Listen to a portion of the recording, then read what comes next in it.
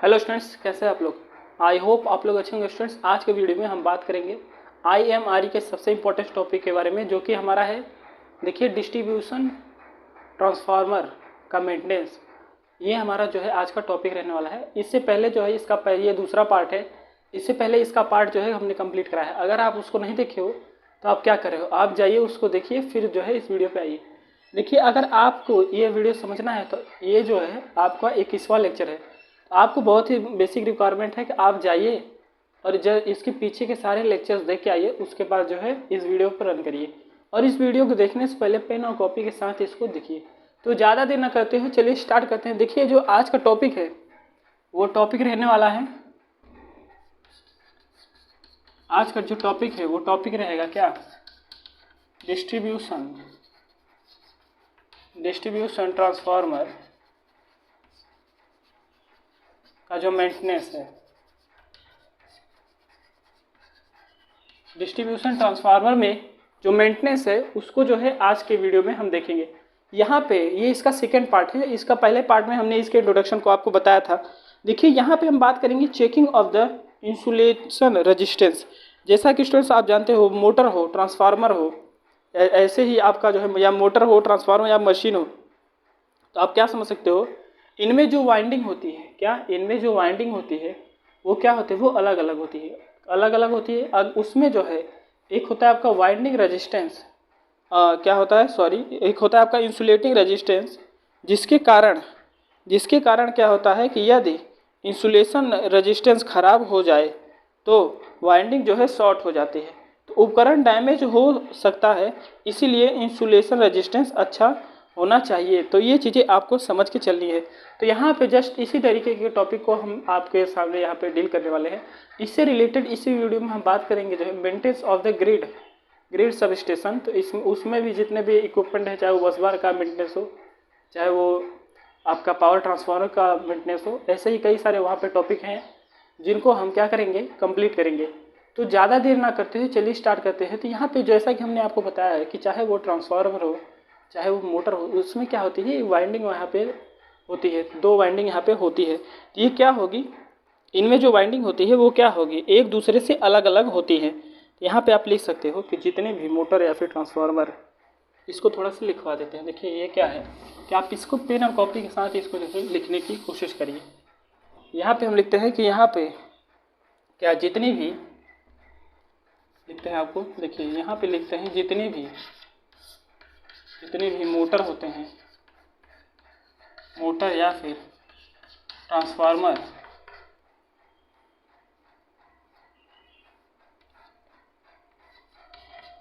इनमें जो है वाइंडिंग पाया जाता है, वाइंडिंग पाया जाता है। ट्रांसफार्मर में आप पढ़े होंगे प्राइमरी वाइंडिंग है, सेकेंडरी वाइंडिंग पाया जाता है। और यह वाइंडिंग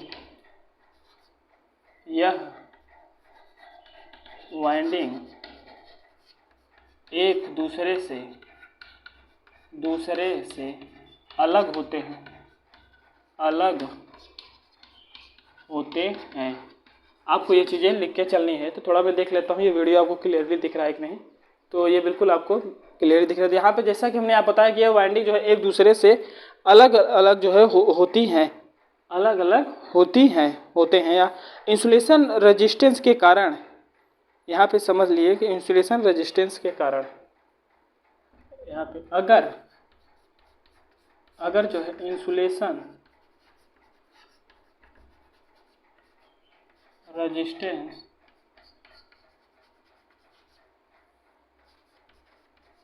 खराब हो जाता है तो क्या होगा, तो जो है आपकी वाइंडिंग शॉर्ट हो सकती है। यही है जो उसके बीच में आपको एक बैरियर दे रहा है।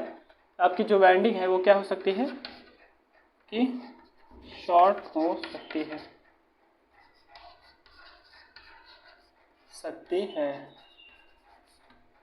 मतलब यहाँ पे जो है शॉर्ट सर्किट शॉर्ट हो सकती है। तो ये चीज़ें आप जो है इसको लिख सकते हो। यहाँ पे आप एक चीज़ समझ सकते हो क्या, या शॉर्ट हो सकते हैं या फिर क्या है, उपकरण डैमेज हो सकता है, इसीलिए इंसुलेशन रेजिस्टेंस अच्छा होना चाहिए।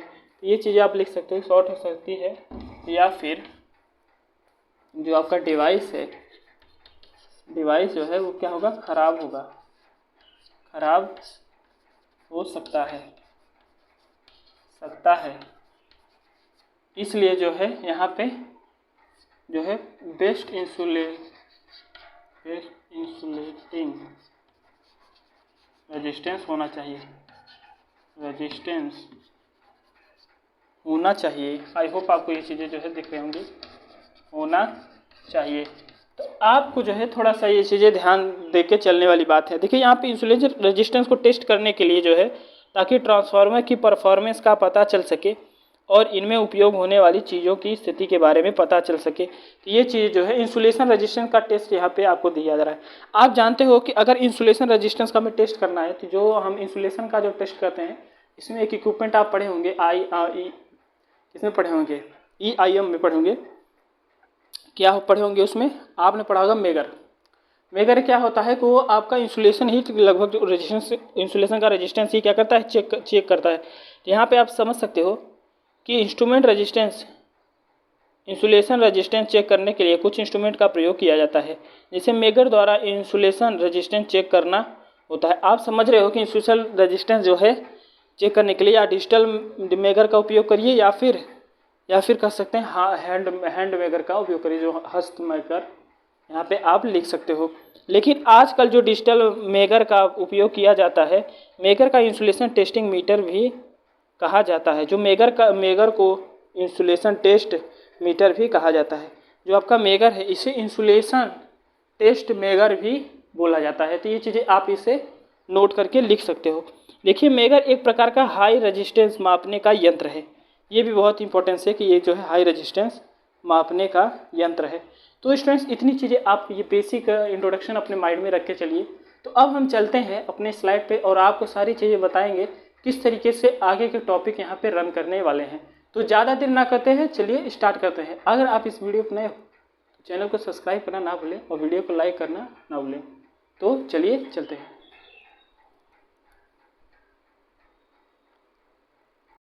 ज़्यादा देर ना करते टॉपिक को स्टार्ट करते हैं। देखिए स्टूडेंट, जैसा कि आपको ये स्लाइड में दिख रहा है, क्या दिख रहा है, जैसा कि स्लाइड में आपको दिख रहा है, maintenance of the grade sub station. देखिए यहाँ पर ग्रेड सब स्टेशन ऐसा सब स्टेशन है जहाँ पर ट्रांसमिशन वोल्टेज को स्टेप अप या फिर स्टेप डाउन किया जाता है। देखिए, सब स्टेशन में कई उपकरण लगे होते हैं, जैसे कि आपका सर्किट ब्रेकर है, बस बार है, लाइटनिंग अरेस्टर है और जो है ट्रांसफार्मर आदि। देखिए यहाँ पर हमें ग्रिड सब स्टेशन में जो उपकरण लगे होते हैं उनका अनुरक्षण किस प्रकार किया जो है जाता है, यह जो है यहाँ पर आपको ध्यान देना है, किया जाता है, यह जो है आपको क्या करना है, इसको पढ़ना है। तो ये जो है स्टूडेंट्स, इस टॉपिक में हम इस मतलब मेंटेनेंस ऑफ द ग्रिड को किस तरीके से देखेंगे। तो ये हमारा इंट्रोडक्शन का है। तो देखिए किस तरीके से इसको जो है हमने पहले जो है क्या किया है, इसको नोट किया है, फिर इसको जो है PDF फॉर्म में तैयार किया है। चलिए अब इसके आगे हम देखते हैं कि इसके आगे हमारा कौन सा टॉपिक रन होने वाला है। जो टॉपिक आपको दिख रहा है मेंटेनेंस ऑफ द बस बार, ये पहला हम देखते हैं इसको। देखिए, किसी विद्युत चालक धातु से बनी जो है छड़ या फिर पट्टी को जो है बस बार कहते हैं। यहाँ किस तरीके से लिखा है, किसी विद्युत चालक धातु से बनी जो है छड़ या पट्टी को जो है बस बार कहा जाता है। देखिए, बस बार तथा नट बोल्ट या फिर जो है क्या आँखों से निरीक्षण करें, क्योंकि जो है अगर लूज कनेक्शन होगा तो हीट उत्पन्न होगी। बिल्कुल सही बात है, स्पार्किंग वहाँ पे होने वाली है। तो अब इसके आगे देखते हैं कि जो बस बार से जुड़े आइसोलेटर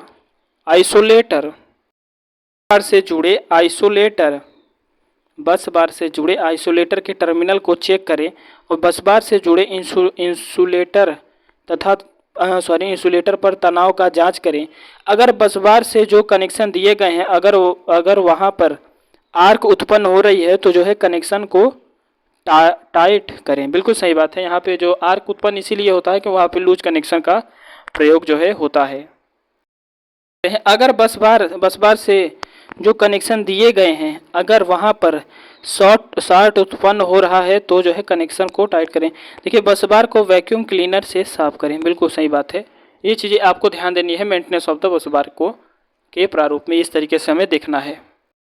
बाद हम देखते हैं maintenance of the oil circuit breaker. देखिए यहाँ मेंटेनेंस जो ऑयल सर्किट ब्रेकर है, इसको ये जो आपको डायग्राम दिख रहा है यहाँ पे जो देखिए बुशिंग है, कंडक्टर है, डाई इलेक्ट्रिक ऑयल है, मूवी कॉन्टैक्ट है, यहाँ पे देखिए फिक्स कॉन्टैक्ट है और टैंक है, आर्क जो है इसमें बीच में आपको दिख रहा है रेड कलर का। तो चलिए अब इस टॉपिक को जो है हम स्टार्ट करते हैं। देख सकते हैं कि ऑयल सर्किट ब्रेकर के अनुरक्षण के सामान्यतः इनके जो है क्या कंटैक्ट और आयल का डाई इलेक्ट्रिक स्ट्रेंथ चेक किया जाता है। और जो है जब किसी सर्किट ब्रेकर में फॉल्ट होता है तो जो है फॉल्ट है अर्थात जो है करंट का जो है मान बढ़ जाता है, तो इसे कांटेक्ट जल सकते हैं आर्क के कारण और ऑयल अपना डाई इलेक्ट्रिक स्ट्रेंथ लूज कर सकता है। ये चीज़ें आपको ध्यान देनी है। देखिए इसलिए जो है 3 से 6 महीने के नियमित अंतराल में सर्किट ब्रेकर का निरीक्षण करना आवश्यक होता है। सर्किट ब्रेकर के निरीक्षण के समय निम्न पॉइंट को ध्यान में रखना चाहिए। चलिए देखते हैं, जैसा कि आपको दिख रहा है विद्युत या फिर करंट को ले जाने वाले पार्ट और जो है आर्किंग कांटेक्ट की जांच करें। यदि कांटेक्ट अधिक जल गया है तो इसके कांटेक्ट को बदला जाना चाहिए। देखिए ऑयल के डाई इलेक्ट्रिक स्ट्रेंथ को चेक करना चाहिए। यदि ऑयल खराब हो गया है तो इसे बदल दिया जाना चाहिए। क्या समझ सकते हैं। उसके बाद हम ये देखते हैं कि जो है इस ऑयल को जो है कह रहा बदल देना चाहिए। ऑयल का BDV मतलब जो है ब्रेक डाउन वोल्टेज टेस्ट के मान 30 kV होना चाहिए, क्योंकि यह सुरक्षित माना जाता है। देखिए इंसुलेशन की जांच करना चाहिए इनके सतह को साफ करके, और यदि कार्बन जम गया है तो जो है सूखे कपड़े से कार्बन को हटा देना चाहिए। करते हैं अब हम बात करते हैं checking and maintenance of the power transformer के बारे में। हम देख सकते हैं कि वह ट्रांसफार्मर जो कि 33 किलोवोल्ट के ऊपर काम करने के लिए जो है जाते हैं, जैसे कि आपका 33 kV, 66 kV, 110 kV, 765 kV, इन सभी वोल्टेज लेवल पर जो ट्रांसफार्मर कार्य करते हैं वह जो है पावर ट्रांसफार्मर होते हैं। यह ट्रांसफार्मर स्टेप अप जो है स्टेप डाउन दोनों के लिए प्रयोग में लिए जाते हैं। और जो है आप लिख सकते हो कि एक इलेक्ट्रिक सबस्टेशन में पावर ट्रांसफार्मर मोस्टली कॉन्स्टेंटली एवं जो है क्या है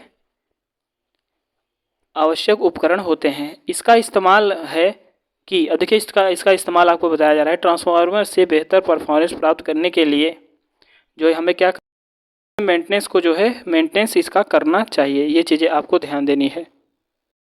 जैसा कि आपको जितने टॉपिक भी यहाँ पे बताए गए हैं और दिखाए गए हैं, ये सारे टॉपिक जो है बहुत ही इंपॉर्टेंट है। तो आपको क्या करना है, इन सभी टॉपिक को नोट करके रख लीजिए। आज का टॉपिक बहुत ही सिंपल है, ज़्यादा हार्ड नहीं है। आपके बुक में इसके बारे में ज़्यादा कुछ दिया नहीं था, और जितना दिया था उतना हमने आपको बताने की कोशिश की है। अगर कोई टॉपिक छूटता है तो हम उसको जो है कंप्लीट कराने की कोशिश करेंगे। तो हमारे ये आपको मेंटेनेंस की प्रक्रिया बताने की जारी रहेगी। और आज के लिए इतना ही रखते हैं, आगे के लिए नेक्स्ट वीडियो में हम आपको मिलेंगे। तो स्वस्थ रहिए, मस्त रहिए और पढ़िए। चलिए, थैंक यू।